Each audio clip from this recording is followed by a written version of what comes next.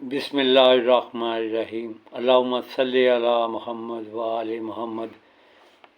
दोस्तों, मैं एक तुहाडे नाल कैनेडा के बारे कुछ शेयर करन लगा। कल एक ब्लॉगर ने कहा जी कैनेडा वीज़े बांट रहा है, हैप्पी न्यू ईयर पे कैनेडा दे रहा है वीज़े। कैनेडा की यही चांस है कैनेडा वीज़े लैन का, क्योंकि हैप्पी न्यू ईयर का बहाना कर है। दोस्तों, कैनेडा वीज़े नहीं दे रहा। मैं अपनी मिसाल दांगा तुहानूं और सच गल करांगा। दोस्तों, अलहमदुलिल्लाह मेरे ते अमेरिका का वीज़ा लगा है। मैं अमेरिका होके भी आया। मेरे ते इंग्लैंड का वीज़ा पहले लगा 6 महीने का, मैं इंग्लैंड होके आया। उसके बाद मेरा 5 साल का मल्टीपल इंग्लैंड का वीज़ा लगा। मैं थोड़े दिनों इंग्लैंड बैठा था। दोस्तों, इंग्लैंड का वीज़ा मेरा लगा है, तो उसके बावजूद भी मैं कैनेडा का वीज़ा अप्लाई किया सर। 2.5 महीने हो गए ने वीज़ा अप्लाई किया। ਉਹਦੇ ਪਾਸਪੋਰਟ ਨਹੀਂ ਜਮ੍ਹਾਂ ਹੁੰਦਾ, ਪਹਿਲੇ ਉਹ ਫਾਰਮ ਫਿਲ ਹੁੰਦਾ ਅਤੇ ਉਹਦੇ 'ਤੇ ਜੋ ਫਾਰਮ ਫਿਲ ਹੁੰਦਾ ਅਤੇ ਉਹਦੇ ਬਾਅਦ ਉਹਦੀ ਹਿਸਟਰੀ ਸਾਰੀ ਮੰਗਦੇ ਨੇ। ਉਹਦੇ ਬਾਅਦ ਜਦੋਂ ਐਕਸੈਪਟ ਹੁੰਦਾ ਫਿਰ ਕਹਿੰਦੇ ਪਾਸਪੋਰਟ ਜਮ੍ਹਾਂ ਕਰਾਓ। ਰਿਫਿਊਜ਼ਲ ਆ ਜਾਂਦਾ ਲਿਖ ਦਿੰਦੇ ਨੇ।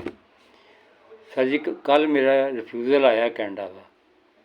ਇਹ ਮਤ ਕਹਿਣਾ ਮੈਨੂੰ ਕੋਈ ਨਹੀਂ, ਮੈਂ ਤਾਂ ਵੈਸੇ ਟਰਾਈ ਕੀਤਾ ਸੀ, ਲੇਕਿਨ ਅਮਰੀਕਾ ਦਾ ਵੀਜ਼ਾ ਲੱਗੇ ਹੁੰਦੇ। ਟਰਕੀ ਦਾ ਵੀਜ਼ਾ ਸਾਲ ਦਾ ਲੱਗਾ। ਇਸ ਵਕਤ ਮੈਂ बर्लिन च बैठा हाँ, जर्मनी च इस टाइम मैं।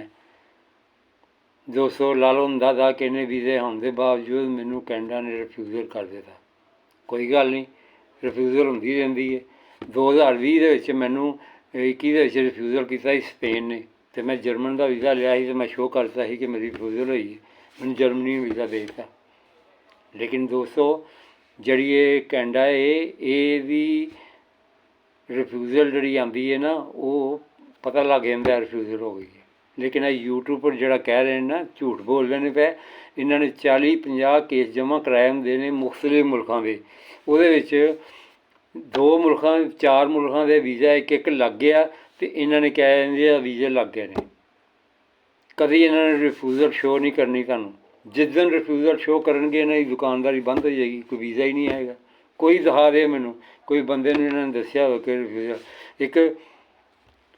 एक ट्रैवल अपना ट्रैवल एजेंसी नहीं कह सकते, एक कंसल्टर है वही, उन्होंने नाम नहीं मैं लेना चाहता। मेरा कैनेडा का उन्हें पेज जमा कराया 3 साल पहले।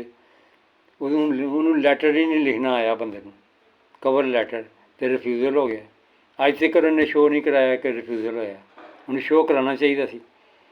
इंसान तो वह होंदा है कि जड़ा दसे कि ये खराबी है। जे अपने माल च खराबी नहीं दसेगा तो फिर किस तरह वो कमाई के चक्कर च गए सर। तो अपने पैसे बचाओ।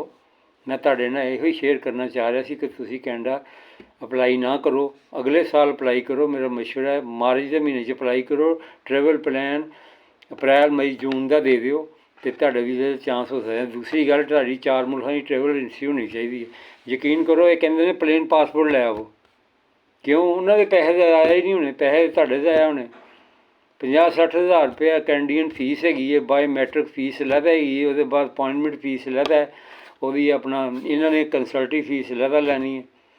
ये 1.5 लाख रुपये तो पैंदा है हर बंदे नूं। 1.5 लाख लैंदे ने पैसे। ना वीज़ा लगे तो 1 रुपया नहीं वापस करते। तो सर जी, तुसीं अपने पैसे बचाओ, इन्हों को वीज़े ना लवाओ। कैनेडा जिहड़ा ना वीज़े कोई नहीं दे रहा, वो सिर्फ इन्होंने वीज़े देने ने। इन्हों के वीज़े एक लगता है तो जनाब 40 केस आते हैं, दसदे नहीं रिफ्यूज़ल का। तो मैं तुहाडे यही रिक्वेस्ट करांगा, नेकी मेरे लो समझ लो नेकी है कि अपने पैसे बचाओ। इस साल हुण जमा ना कराओ केस, अगले साल मार्च अप्रैल च कराओ। हैप्पी न्यू ईयर से कोई वीज़े नहीं देंगे, उन्होंने एक कोटा हुंदा पूरा हो गया। मैं अपनी मिसाल दे रहा, मैं भी नवंबर का ही प्लान दिता सी इन्होंने, लेकिन नहीं, उन्होंने वीज़ा दिता, रिफ्यूज़ करता। जबकि अमेरिका का वीज़ा लगा है 200 इंग्लैंड का वीज़ा लगा है।